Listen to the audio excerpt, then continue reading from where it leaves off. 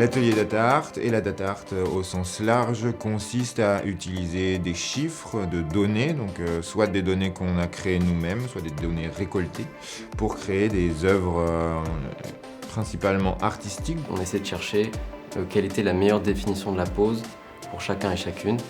Et c'est de trouver des données. En fait, il y a 1000 façons d'imaginer la pose.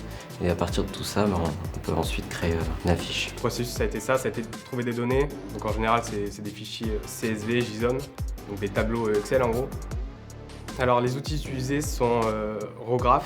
Donc c'est un outil qui permet d'intégrer un tableau et des données et de sortir des graphiques. Donc les graphiques, en fait, on peut choisir plusieurs formes et ça permet après de les exporter et de les utiliser via des logiciels comme Photoshop, Illustrator ou n'importe quel autre logiciel de graphisme ou de 3D par exemple. Et donc on pouvait traiter comme on le souhaitait le graphique vectoriel.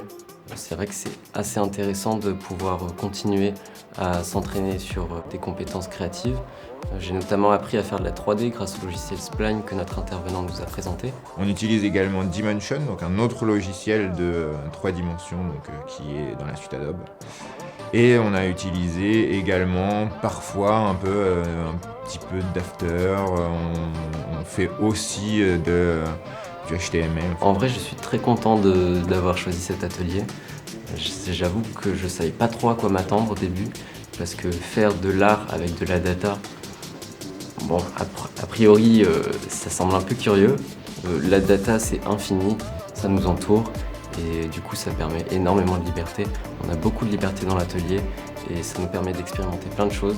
Je suis très content du coup parce que ça m'a permis d'expérimenter plein de choses et ça permet de ressortir cette expérience avec plein de compétences en plus, je trouve.